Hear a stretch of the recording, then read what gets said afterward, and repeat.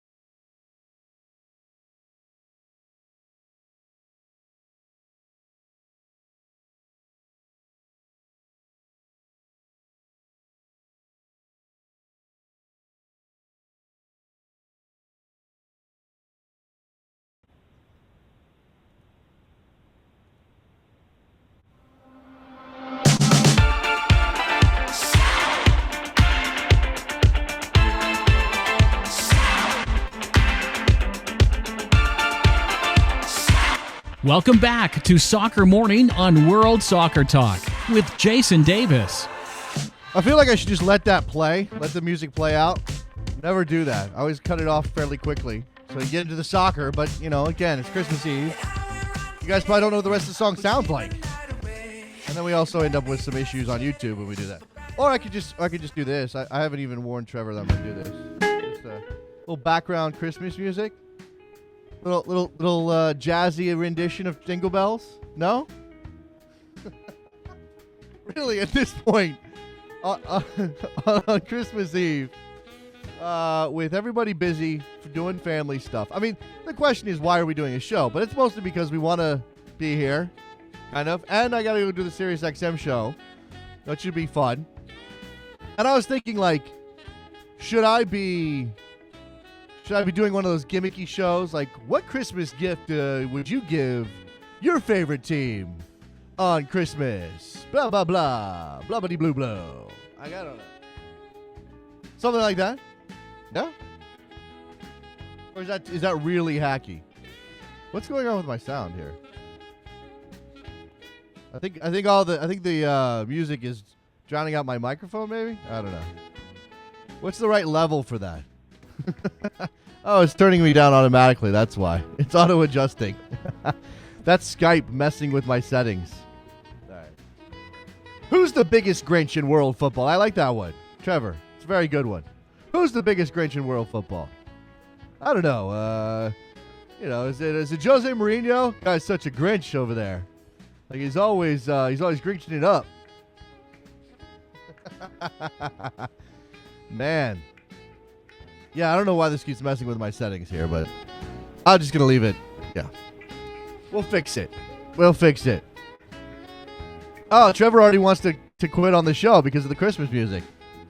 Oh, what's wrong with this? This is nice and low key. 646-832-3909. If you want to jump in on the Christmas spirit. I made a joke this morning about being drunk on eggnog. I kind of wish I was drunk on eggnog right now. Or, better yet, we could do, like I said, we could do, in the style of the British television shows, we could do our own. There's the end of the music. My apologies for that. We could do our a Christmas special. I don't know what a soccer morning Christmas special would be like. Here's the thing. I've never watched a Christmas special. I've never seen one. Like I know Doctor Who does one every year, right? I have no idea what that's all about. Like, does Santa Claus show up in the Doctor Who show?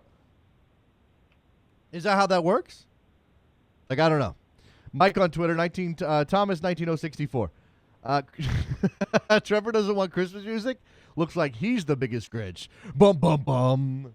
Trevor Hayward, Soccer Morning Grinch, right here on Christmas Eve. Let's go up to Queens and talk to our man Bill. What's up, Bill? Hey, Jason. Merry Christmas. How you doing? Merry Christmas, Bill. How's it going? All right. Hey, so riding the subway to work this morning, noticed a fair number of people wearing shorts, as it's going to be 72 in the city today. And yeah. What's I up found with myself wondering if this weather, obviously record-setting as it is more of a shift of things to come. How warm does it have to get in December, January, and February for us to seriously start talking about Trevor's favorite subject, the winter schedule? So I like this. You're rolling out the climate change argument for switching the schedule, right? Essentially.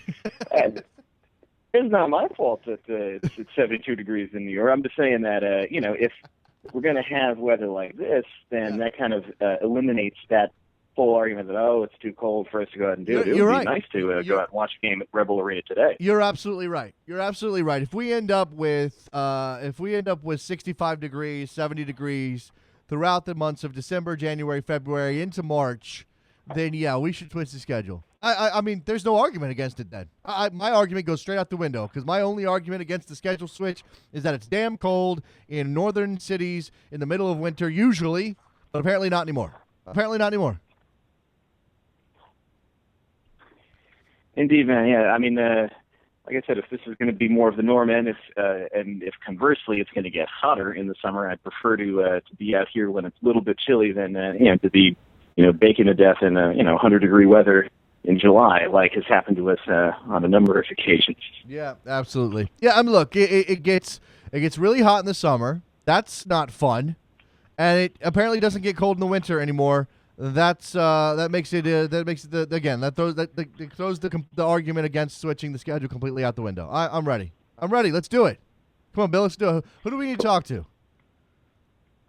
Oh, I have no idea on that. Hey, one other thing, you had the other Bill from New York on the other day talking about the Red Bulls Academy. What is your thought on the 11 homegrowns that we now have in the team? Almost an entire starting 11 of homegrown kids. I was talking about this a bit yesterday on the satellite show.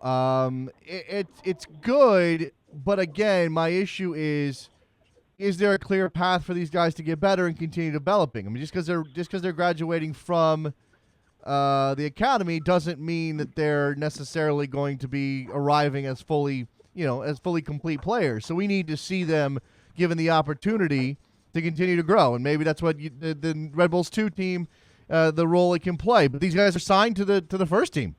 I mean, they're going to have to go on loan if they're going to go to Red Bulls 2. So we'll see how that goes. And I'm pretty sure that they mentioned that to them, that this is likely what the plan is. I doubt any of them were signed under the false pretense of them lining up to play Toronto on March 6th. So although if they prove themselves in training camps and some unfortunate injuries come their way, is to say that they can't. It's certainly, considering that the team has wants to do something in the Open Cup, has CCL to deal with in the late summer and the fall. I mean, this is the kind of depth that you want to have going into those campaigns, especially now that the two teams can't compete in the Open Cup. Here are all these guys that won't be cap tied to that team. They can just be, or cup tied rather, to that team. Yeah, that's true. On the face of it, it's a good thing, Bill. It's nice to see the Red Bulls making an investment in young players and players that they've developed. And if you just want to take it at face value, the academy is turning out pros, but again, we don't know what kind of pros they're going to be yet. A lot of these guys did that half measure thing that we're still seeing in American soccer, where you're part of an academy for an MLS team, you hit a certain level and you go to I don't know what's going on with my system. Sorry, you go to college for a little while and then you sign your contract, and there's nothing wrong with that necessarily. I just don't know if it's the way of the future, if it's the full the full expression of what the academy system is supposed to be. Well, especially that you can do both, really. That, I mean, some guys like Etienne, played with the team for parts of last summer, and then once the college season began, went back to Virginia, had a very good season with Virginia, and now he's able to do both because they. Those academy kids, they can go to the USL team on an amateur contract. It allows them to experience both, and then if they think that they can do it on at least the USL level, then they can come right up. Yeah. Okay. It's good. It's a good thought, Bill. Appreciate the call, man, on a Christmas Eve. Happy holidays to you. You too, man. Take care. There goes Bill up in Queens. One of the Bills. We got numerous Bills on this show. Apparently, just the Bill's a popular name. 646-832-3909. People on Twitter trying to help us out, filling in some of the gaps here. Alexi Lawless wants to be all serious. Alexi, I mean, I could talk about your question. I just don't care today. I mean, I sort of do, but I sort of don't. Alexi Lawless on Twitter, do you think the 2015 FIFA corruption investigations would still have occurred if the United States had been awarded the 2022 World Cup? That is obviously Sepp Blatter's insinuation, or accusation. It's not an insinuation, it's a flat-out accusation, suggesting that the reason that everything is blown up in FIFA's face, and the reason that Sepp Blatter himself has been suspended, and all this stuff has happened, is because the United States was not given the World Cup in 2022. It went to Qatar, and everybody was pissed off here, and they sicked the dogs on FIFA, et cetera, et cetera. No, I don't. I mean, God, I hope not. I've said this before. I hope not. I hope that Loretta Lynch and the Department of Justice and the FBI were going to go through they were going to do the investigation regardless of what happened with the U.S. bid for 2022. But then again, if the World Cup's coming here and, you investigate FIFA at the risk of having it taken away, then maybe there's something to it. Maybe there is something to it. I mean, it doesn't mean that there wasn't corruption happening, obviously. So I'm not sure I'm overly concerned about it. But it is possible. Sepp Blatter might be right. I mean, he might have a point that we're not sitting here watching FIFA fall apart piece by piece, scandal by scandal, if not for the World Cup going to Qatar in 2022. Kyle on Twitter. Thoughts on Manchester City's new crest? Saw that. Thought it was nice. I don't. The whole eagle thing with that's too much, or it's too old fashioned maybe, for me. I mean, I don't mind old fashioned, but that's not really a timeless badge. The new one is pretty slick, actually. I like it. I actually do like it. I don't know how Manchester City fans feel about it. Manchester City's changed a couple of times over the course. Everybody's changed a couple of times over the course of history. Is what because I'm American, Trevor? Is it because I'm American that I like it? It has an old boat. Yes, it does have an old boat. So does the old one, right? It's like a Manchester thing. Like they have an old boat on their city badge, on their city crest, so that they have an old boat. Old boats are old. Say that like 10 times fast. Old boats are really cool. Everybody likes old boats. All right. 646-832-3909 if you want to call me. We're hanging out. It's Christmas Eve. I haven't subjected. I got rid of the Christmas music because I think it was messing with my mic settings. I think it's still messing with my mic settings, unfortunately. Nothing I can do about it now. I don't have any Christmas music queued up. So there you go. Today is basically the last day of school before summer vacation, where even teachers are playing board games with students. That's from Nick on Twitter. This is very true. That's kind of how I feel. Last day of school feeling.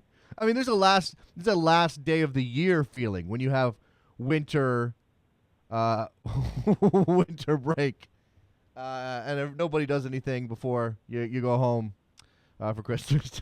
Trevor, don't do that. Don't do that, Trevor. Don't do it. Jim on Twitter, conspiracy theories take away from the simple fact someone squealed, crime family, no innocence, blah, blah, blah. That's true. I mean, that's my point from Jimmy on Twitter. It was happening. Even if it would have meant taking the World Cup away, I hope it would have happened anyway. And now Alexi is upset with me. Just trying to help find, how about this? Will MLS have a female head coach in the next 10 years? If not, why?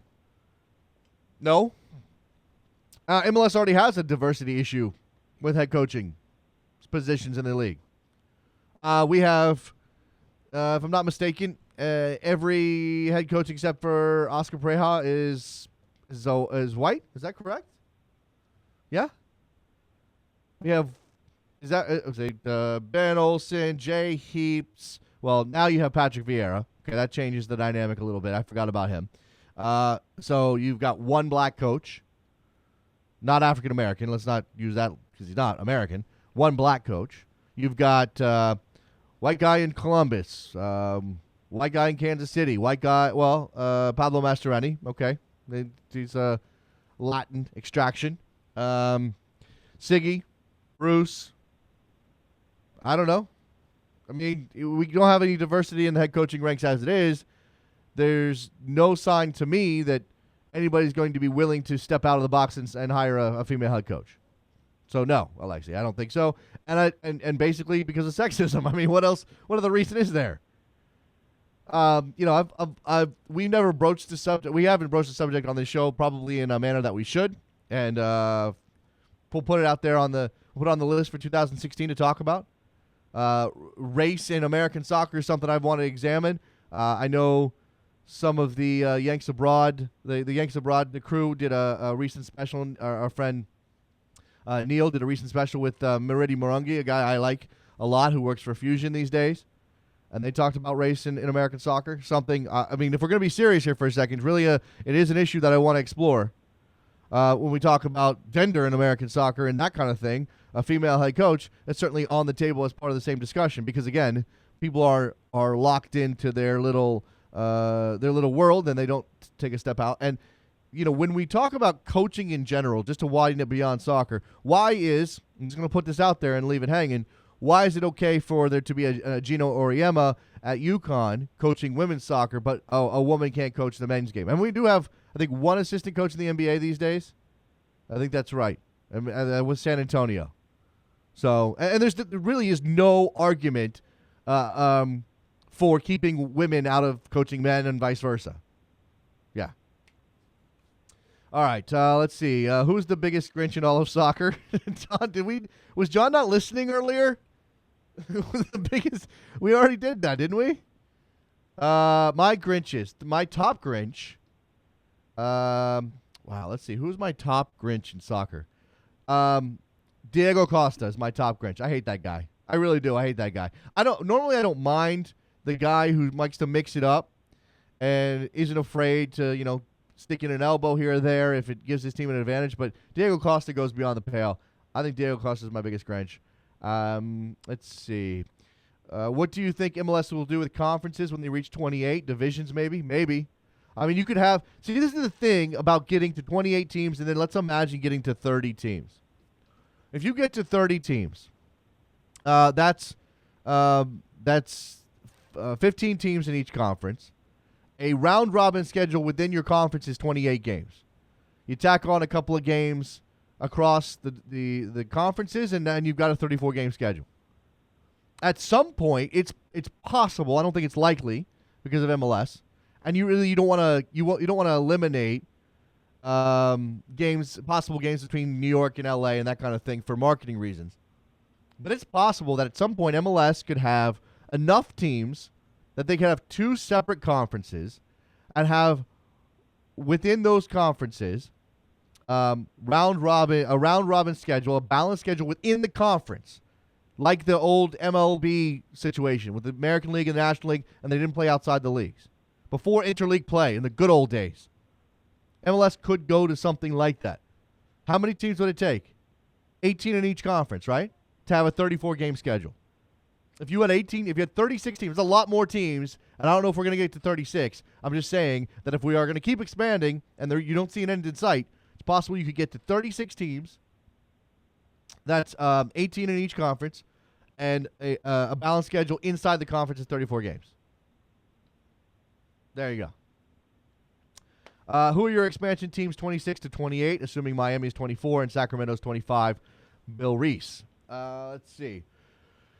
Right now, if we're doing power rankings right now, I would put San Antonio in that mix, and I think the Spurs getting involved pushes them up the rankings a little bit. So that's let's see, San Antonio 26. Trevor, who else? Charlotte. Are we going to throw Charlotte into that mix? St. Louis. St. Louis needs an owner. I don't want to see St. Louis playing in an NFL building, but that may be the only option. I don't know if MLS pulls the trigger on that. Where else? Vegas? I don't know about Vegas. Detroit? I'll say San Antonio. I'll say San Antonio, Charlotte, St. Louis. Those, I don't know. I mean, I don't know. Am I missing somebody? Who am I missing from the expansion list? I mean, everybody's targeting MLS expansion. Just saw that story about Nashville. Yeah, North Pole, Santa Claus FC. Wait, that already exists. Let's see. Mike on Twitter. What sort of boost would closed conferences do to the U.S. Open Cup? I mean, yeah, you kind of see a knock-on effect there, right? If you had if you had conferences and they played inside the conference only, then the only time you're going to get games outside the conference is in the U.S. Open Cup. That could be a boost to the U.S. Open Cup. But again, Mike, I don't think it's likely, if only because if you do conferences, you do eliminate certain matchups from happening in the regular season. And MLS is definitely a league that is conscious of, we've got to match up this team and this team because it brings us more attention. I mean, you can't with Eastern and Western conferences, you can't do too much of that, but you can have that game a year between LA and New York, or Seattle and New York, or whoever you imagine your biggest teams are, your biggest markets are. Let's see. John saying Sacramento. We already included Sacramento as team number 25, John. So team 25, Sacramento. Then it's 26, 27, and 28. Who do you think those teams are? What cities could those be? Will we see a league with no turf in the next 10 years? No, Jordan. I don't think that's likely. I think more likely to happen is that the turf continues to the artificial turf continues to get better. And that becomes the justification for hanging on to it. And maybe what you'll see is the league mandate a certain level of artificial surface or a regular replacement schedule, but I don't think you're going to see artificial surfaces go away completely. Sorry if I missed this already, but do you think there could eventually be a central conference in MLS? I hope not. I don't like three. I like symmetry. I don't like three conferences or three divisions, Matt. So I don't like that one at all. Let's see. Jordan, will someone defend Alexi in the next 10 years? Hey, I'm not giving Alexi a hard time, am I? All right. John now. DC, Seattle, RSL, LA. Which team has the best shot at the CCL? Seattle's going to get, not waxed, but Seattle's going to lose to Club America. I don't see that happening. RSL and Tigres, that's really, really tough. DC United against Querétaro. I don't know what kind of team DC United's going to have, and Perry Kitchen's not going to come back. That's a big loss for them. That's per Stephen Goff. I guess the Galaxy, I guess they have the best shot, but I don't think it's a best shot. It's a great shot. I don't think it's a great shot at all. 646-832-3909. Here's the deal. It's Christmas Eve. We're hanging out. My kid's here. He's already said Merry Christmas. Sorry if you missed that. We're taking phone calls. We're only going to be here if you want us here, which means you better call in. And, these tweets are good. We'll continue to take those for the time being. And I've stopped the Christmas music. I can definitely bring that back. If Trevor, should I bring back the Christmas music? Okay. If Garber and U.S. President, I imagine U.S. Soccer is the word here. Robert says, if Garber and U.S. President had their way, would an MLS Cup winner and a U.S. men's national team get a spot in the Champions League and the Euros? No. That's such a weird thing. I don't know. I have a problem with the conceptual idea of anything American partaking in anything European like that. I mean, there's a reason those geographic divisions exist. Let's go to Mike. Stopping that from happening. Hey, Mike, how are you? That's my only question. You were asking it before you were on the air, so why don't you restate it? I was just wondering, how come we can't get promotion and relegation to the MLS? And, when are the leagues going to integrate, that's just my only... Because, integrate, you mean... Okay, sorry, Mike. I'll answer your question. All right, so I think Trevor was in the middle of answering that call when I took it. That's just the Christmas spirit. I'm being so magnanimous here. Why can't we have promotion and relegation? So here's our next hour of programming. Okay. No, we're not doing that today.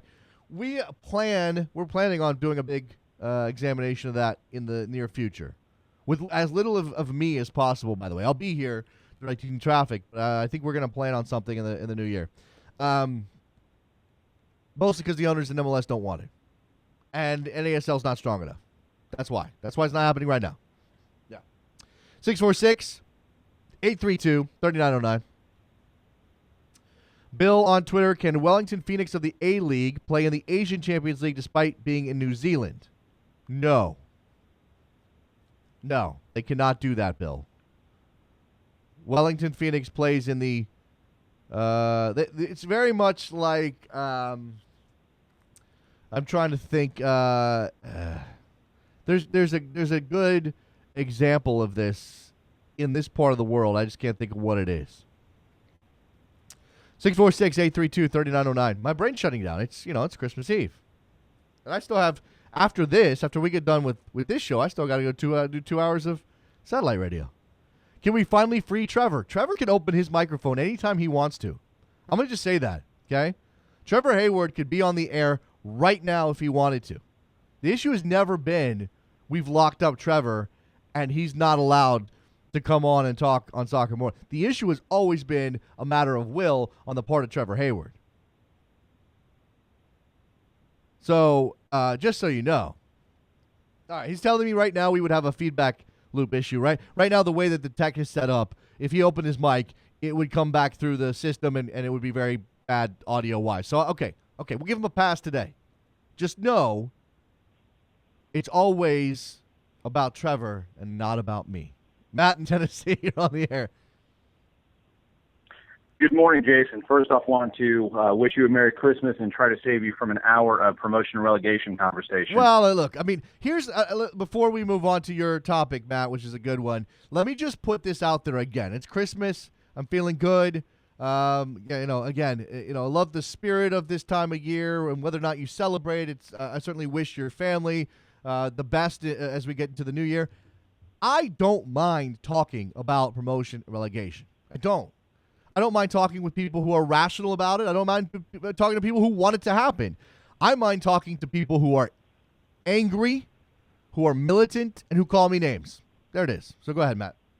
Exactly. Well, and especially people who have, I guess, some ulterior motives to wanting to move things around. But back to the point of potentially a Central Conference, the reason why I absolutely dread it is the idea of the ratings that would come out of a league that is nothing, or a conference that's nothing but Houston, Dallas, Chicago, Kansas City, Colorado, not necessarily teams that get great TV ratings, but from a league balance standpoint, it could be great because you then have each team within that Central Conference play each other twice, and then you play everybody in the other two once. That gives you a 30-game league, and potentially gives you a little bit more room for U.S. Open Cup, for Champions League, for other things. So just an opportunity so you don't have that complete isolation, which I think, unfortunately, if you don't have the New York-LA matchup, or you don't have the Seattle crossover for folks going over to the East Coast, you limit that TV opportunity. Yeah, there's a couple of things that you've laid out there, Matt, that are definitely in play. And one of them is the relative strength of the markets and the teams at the time of reorganizing the league, of changing the what do they call that? I can't remember. What's the word for when they change divisions and whatever, whatever that is? The conference realignment. Realignment. That's the word I'm looking for, Matt. Thank you. When they realign, they're gonna. None of this is gonna happen in a vacuum, right? It's not just like, what are the teams geographically? How do they break out? Let's do a division with this team and that team and that team because they're all in the general area of the country, the same general area of the country. No, they're going to go, well, can we do a division with Chicago and Kansas City and Houston and Dallas when, like you said, strength-wise, market-wise, popularity-wise, television rating-wise, they don't bring as much to the table as the West Coast does or the East Coast does. There may be some creative way to do it, a Northern Division and a Southern Division, or you could go old school NHL and just sort of randomly group teams and call the divisions nothing related to geography at all. And then, so you're not creating divisions in a vacuum. You're even if you don't want to consider market strength or team strength, it's impossible to push that bias out of the process, right? And then, absolutely. And as you said, you could have a situation where it would balance out the league a little bit better if the smaller divisions and then the game totals to play everybody in the division home and away. But I don't think that's going to happen because at least for the time being, because the league is very much tied to their ticket sales, and 34 games is the number that the owners want at least. Yeah. Agreed. Well, and again, at some point in time, I think college football is going to go the same direction of a purely geographic setup where the haves and have-nots will be split up. But I don't want to see MLS go to splitting all the haves into a conference and the have-nots, even though we do win our fair share of championships, have all the have-nots in a single conference and watch the ratings just sink for that group. Yeah. All right, man. I appreciate the call, Matt. Look, smart takes there from Matt on the future of MLS alignment. Again, you add teams. If you go to 28, now you are talking about, okay, how are we going to divide these up? And especially when you're going to be talking about some teams that are, whatever. Jonathan Tannewald's on the air now. Hi, Jonathan. I just wanted to wish you happy holidays. I appreciate Somebody who, like you, happy holidays would, to you. would John. be fine with promotion and relegation if it didn't blow up the entire damn sport in this country, which will be instituted 5 minutes from now. Well, that's just that's just a small thing to consider. I mean, whatever. Details, Jonathan. Come on. Had me riled up the last couple of days. I've had too much work to complete. Well, I imagine it's been well. We won't go into the whys, and you've been fairly public with some of that. But it's when you get to the holiday season and you've had some of the stuff happen in the year that you've had happen. I imagine it's kind of hard to reconcile all of these things, family and good times versus all of the other stuff. What else do you got for me, Jonathan? Just that if your listeners out there who keep complaining about Major League Soccer's lack of relevance in this, that way, or the other, would like to have my job for a day and try to go up against the people who I try to convince that it matters all the time, they're welcome to try. Sure. I don't think people. Do you think people complain that there are people? I mean, look, you have the anti-MLS faction. We'll push them to the side just for a second because this is really about the people who want MLS to be bigger and more successful and more popular, complaining about something is what you're telling me. I just sort of recognize the condition for what it is. Are there people actively saying, why don't you cover MLS more, and putting that on your shoulders? No, well, they're not putting it on my shoulders specifically. I'm trying to certainly ask my organization all the time why it doesn't cover soccer more, and the answer is because the demand hasn't been proven for it. And if you really believe in something like that, then you have to call your local newspaper or whatever it may be and tell them. Yeah. And I don't know that something like this is even conceptually feasible, but we almost need some sort of big moment where, and because the divisions even in the soccer community, this could probably never happen on a large scale, but we kind of need this moment where the entire soccer community of America rises up. Everybody calls the the managing editor of every newspaper in the country, every television station in the country, deluges ESPN and Fox with a show of force that, hey, we're here and we want more. But even then, it probably doesn't make a dent because that doesn't come from the ratings company. You know what I mean? And it's not even that. Even if that happened, and this is what I think a lot of people don't get, even if that happened, it still wouldn't be that many people. Yeah, no, this is true. I mean, again, John, you and I have had this discussion.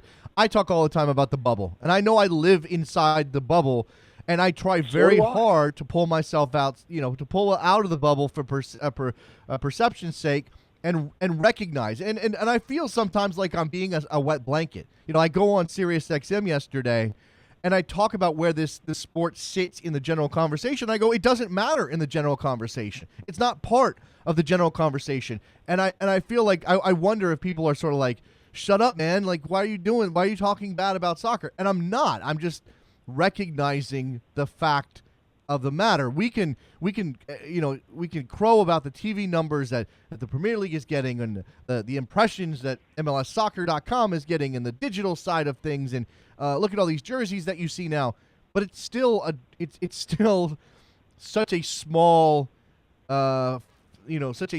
group of people in the grand scheme when compared to anything else that has been around for 100 years, that it doesn't really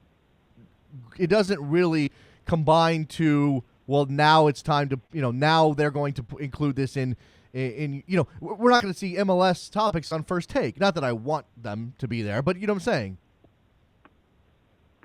You said yesterday that you wanted, the great hope is that some sugar daddy a la Josh Harris comes in and spends an enormous amount of money on Major League Soccer and does all of the various things. Josh Harris, who was going to spend his money on Crystal Palace, it seems to me for the sole reason that English clubs make so much from television revenue that he'll just make it all back. Yeah. It needs to be said of a guy like him that he doesn't have very much expertise in running successful sports teams. So be careful what you wish for. Right. All right, John, I got a bunch of people lining up for this holiday extravaganza we're doing. Appreciate the call. You got anything else before I let you go? You want any final words? I wish for your listenership. I wish that they should grow out of their insecurity. In the new Okay. year. All right, fine. No insecurities in 2016. Jonathan Tannewald, the goalkeeper on Twitter, Philly.com. Thank you, Jonathan. Again, happy holidays. As always, you're welcome. All right, goes You too. Jonathan. Jonathan Tannewald, great stuff, him, man. All right, we got Bill up in New York, who's on the air now. Hi, Bill. Jason, how's it going? Merry Christmas. Merry Christmas, Bill. Happy holidays. Listen, anytime you go to Red Bull Arena, if you run into somebody and you don't know their name, just call them Bill. You're probably right. Let's get the feeling I get up there in New York. We all just name ourselves Bill. I don't know why. I think we're all running for something. But I wanted to talk. There's a couple things I wanted to talk about, actually. But the one thing you're talking about, us getting the league getting more and more teams and getting so big and everything else, and like how we're going to do the conferences and everything else like that. And I am not a promotion relegation guy. I don't want it. I kind of like it. But for anybody who's really set on you have to have promotion relegation, couldn't it get to the point where we have so many teams that now you almost say, hey, next year the top, whatever, say there's 36 teams, the top 18 teams are MLS 1, Again, and the bottom are MLS 2. there is only one way that happens, Bill, and that's if the teams that are allocated to MLS 2 get a big fat check to soften that blow. That's the only way it happens, and I don't even know if the owners the owners of those teams would agree to it then, because what you've got is a group of people that paid a certain amount of money to end the league. It doesn't even matter if it's the $5 million from 1996 or the $100 million from this year. They signed up for MLS, and if you change that on them and say, hey, now we've got MLS 1 and MLS 2, et cetera, now you've got lawsuits. And is that something that anybody wants in American soccer? A lawsuit from some team that's been allocated to MLS 2 just so he can have promotion and relegation?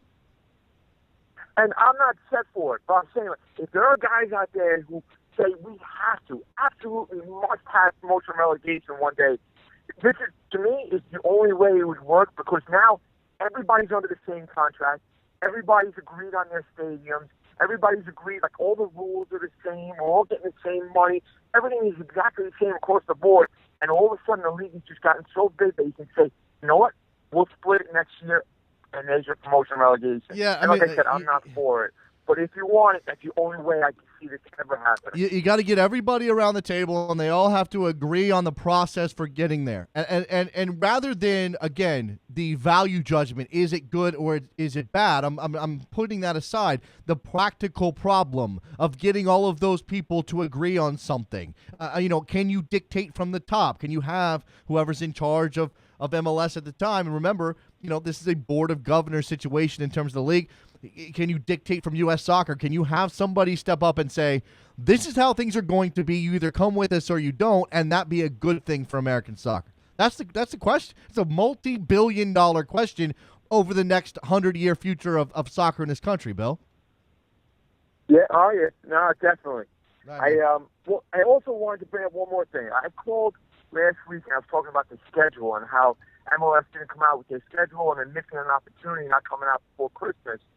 And they actually came out with the opening days. They did. They said who they're playing, and which made me very happy. Now I'm going to break the news to my family over Christmas that I'm going to Montreal the second week of the season. And now, you don't think Drogba is going to be there, do you? It's not looking good right now, Bill. It's not looking good at all. I don't know. I got my Christmas wish, and they just threw it out the window now with Drogba not being there. I'm feeling he's not going to be there. Yeah, well, I mean, look, for you, that's a good thing. For Montreal Impact fans, that's not a good thing at all. I know. But I'd love to go up there and see him and beat him up there. Yeah, absolutely. Bill, appreciate the call, man. Got to move. Thanks, Jason. But Jonathan Tannewald, I cut him off a little early. He wanted to wish a happy birthday to Adam Serrano. Adam Serrano is the LA Galaxy insider. And Jeff Kassouf, who covers women's soccer and does an excellent job over at EqualizerSoccer.com and NBC Sports, works for NBC Sports as well. Robert in Los Angeles, you're on the air. Hey, good morning, Jason. Good morning, Robert. Hey, I wanted to talk about the crazy show. What your for Boxing Day on Saturday? What's your Boxing Day upsets? I don't know who's playing on Boxing Day. I know Stoke is playing Manchester City. Let me check the schedule, Robert. I mean, you put me It's on, like every team. Well, of course, every team, but I don't know who's playing who. You're killing me here, man. I mean, put me on the spot on a Christmas Eve. Why would you do? No, I'm kidding. Hold on. Let me check the schedule. I think you have access to the internet. If only you had that thing. It would be nice, good. right? Very good, Robert. You're absolutely right. I do have access to the internet. All right, Stoke and Manchester City. That's at Stoke. Manchester United. Manchester City hosting Sunderland. Villa hosting West Ham. Bournemouth hosting Crystal Palace. Newcastle hosting Everton. Chelsea hosting Watford. Liverpool hosting Leicester City. Swansea hosting West Brom. Tottenham hosting Norwich. Southampton hosting Arsenal. Let's see. Upset. I will say, if I have to pick an upset, I'll take Chelsea over Watford. That's a good one. I'm going to go with Arsenal losing to Southampton. Actually, that's what I wanted to call for. And that's where I was going to go too, yep. Robert. That's my legitimate one. Was that Southampton wins? Yeah, go ahead. Yeah, because they just beat Manchester City, so it's going to be like a trap game for them. Yeah, okay, I could see that. And look, the schedule is compact right now. I mean, it's there's a lot of games doing a lot of things right now. So yeah, I could see that. Yeah, this weekend and next weekend, it's gonna be pretty much a game every day for for the EPL. And also one more thing, this is an off-topic question. I got all my Christmas shopping done the other day, and now I need to get wrapping paper. Do you prefer red or green? I'm more like a silver kind of guy, like silver and maybe like a pattern. You know, it doesn't have to be red or green. It can be you can have a pattern. I'm not like I don't need like cartoon characters or Frosty the Snowman, but you know, I like some pattern. Yeah. Sorry. Like candy canes. Like yeah, something like that. Candy canes work. I don't know about any snow imagery out in LA, Robert. So maybe you go with candy canes. I mean, who can argue with that? Okay, all right. That's what I call for. Enjoy your Christmas, and you too, Trevor, and everyone else for the soccer morning audience or their non-denominational celebration of winter. Yeah, sure. Thanks, Jason. Happy holidays, happy New Year. Happy whatever you celebrate. Happy whatever you celebrate. Daniel in the ATL. What's up, man? Hey, good morning, Jason. Good morning. I was looking at it like this way. The only way, like, MLS, soccer in the United States will get more attention, will be, like, the biggest thing ever, is if, money goes up. If the players get paid, like they do in NBA or like they do in NFL. But Daniel, that's how MLS will get more notice. But that's a chicken and egg problem, don't you think? I mean, in order to get the money to pay the players, the sport's got to become bigger. The television revenue's got to become bigger. Okay, well, how do you get there? Well, now you got to have better players who you got to pay more. So you've created I mean, this is obviously the issue that MLS has to deal with year in and year out. But yeah, I'm with you. Perception wise, these things matter, but you can't just make that money appear out of nowhere. I know. But imagine just a kid, right? And he's really into sports, and he excels in soccer, basketball, and football. No, I'm with you. I'm with you 100%. If he's only looking for the money, he'll choose football, and if he wants to travel around the world, he'll probably choose basketball. But soccer. But if he's an exceptional American youth, the money goes to football, because if you look at all these football players, they say they grew up with soccer. And they say they played soccer, and then yet they play football because of the money. And no, but that's also because of the culture. Daniel, it's because of the culture. Because of culture as well, yeah. Okay, so because when you get to the age, and this happened to me, okay, not that I was going to be a professional soccer player, but I loved playing, and I played on some pretty good teams back in the 80s, and I moved. And when I moved, I ended up in a place, and again, maybe this was on my parents for not finding the best league to put me in, but certainly we weren't rich by any stretch of the imagination, so they weren't going to pay thousands of dollars for me to play in the elite league. They signed me up. I find that the coaching is terrible and the players don't care. about soccer in Alabama. That's where it was because it was a football state and a football culture, and I quit. And then I ended up playing football because in America, when you hit high school age, what do?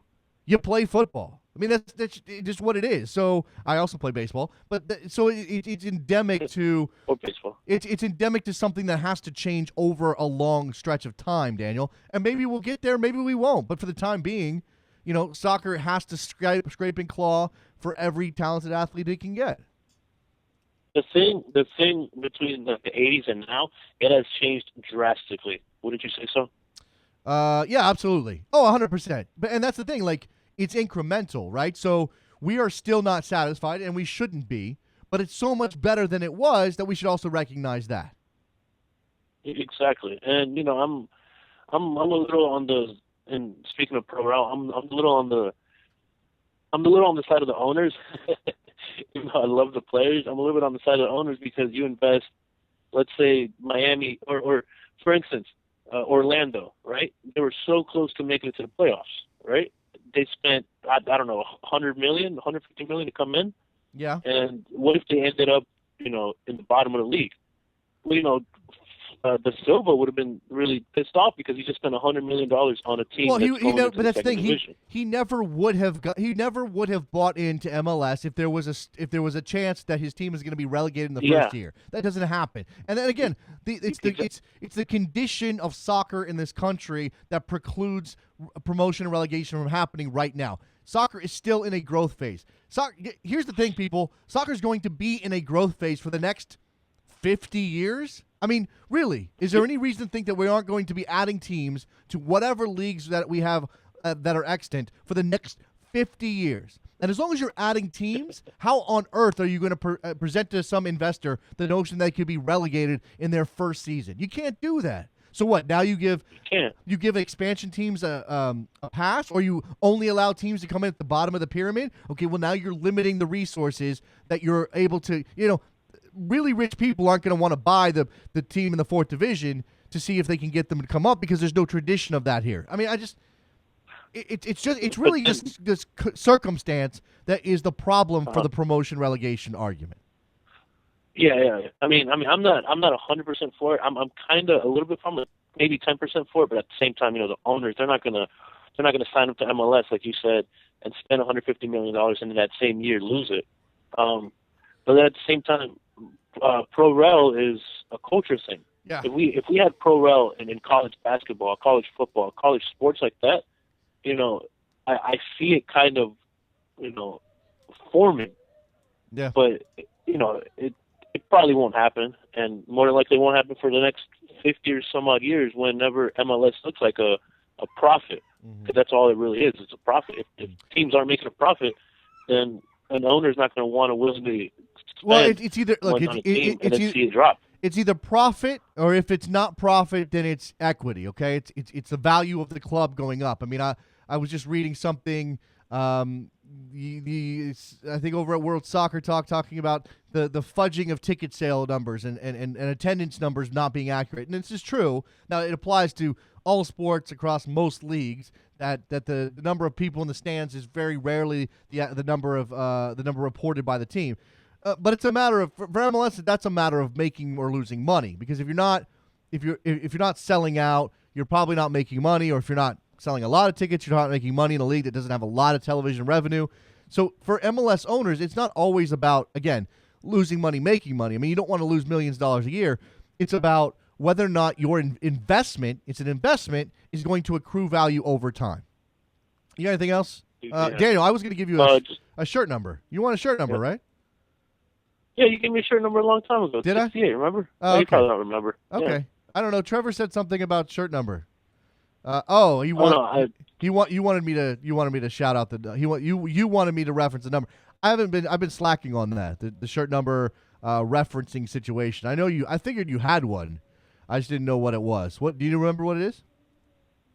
Yeah, 68. I mean, 68. It's been a while since I called. New work, new life, and stuff like that. New life is good. I wish you happy holidays, Daniel. Thanks for all the calls in 2015. I'm sure we'll talk next year. All right, happy holidays. Right. Bye, Trevor. Bye, Jason. Bye. Bye, Trevor. Everybody should say bye to Trevor when they hang up the phone. Yeah, everybody should do that. Jason in Vegas, you're on the air. Hey, just wanted to say Merry Christmas to my favorite podcast crew. Thank you for all the hard work all throughout the year. Yeah, I appreciate that, Jason. I'm on a flight. Go ahead. No, you're up. Go ahead. I'm on a flight getting ready to take off from Vegas to go see my mama in Texas and just enjoying the show. Enjoyed it all year. As far as MLS player salaries, listen, I'm just one of those guys. Quit the DP and the TAM. It's nonsense. The teams are spending the money. The owners have the money. They just want to allocate it to aging European players who they can sell jerseys for. Yeah. If they ever want America's best kids, if we want our kids in the ghetto and we want our kids with athletic talent to come play soccer, they're going to have to start paying Americans big money and get an American kid who's 18 with a bunch of hot chicks and a big fat, $500,000 car, living in a mansion. That's what it's going to take. All right, that's a good place. Thanks. It's a beautiful. Thanks for the call, Jason. Happy holidays, Merry Christmas. Enjoy your have a good flight. We'll talk to you soon. That's like a great 2016. Thanks. Yeah, there you go. That's like a great Christmas wish to end this show on. Then the final show before Christmas. We actually will have shows before the new year. I think we're going to be back Tuesday, Wednesday, Thursday of next week. We'll definitely be here Tuesday. I know that. All right. So we'll have some, look ahead, look back to 2015, look ahead to 2016. We'll do that next week. But this has been a good one. Thank you so much for hanging out with us. Pretty much very low key, whatever type of show. We went through a bunch of. That's a good number of calls we got today too. You guys stepped up. I very much appreciate it. All right. Anything final wishes, Trevor Hayward? Anything you want to say to the people that I can relay since your mic doesn't work before we get out of here? Get wrecked. Okay. Trevor says get wrecked, which I think is a good sentiment here on a Christmas Eve. I'm gonna go find out where that eggnog is. Man, there's so many things I'm gonna do. I'm gonna go relax. Oh, Sirius XM FC. See you over there. Merry Christmas, Happy Holidays. Bye.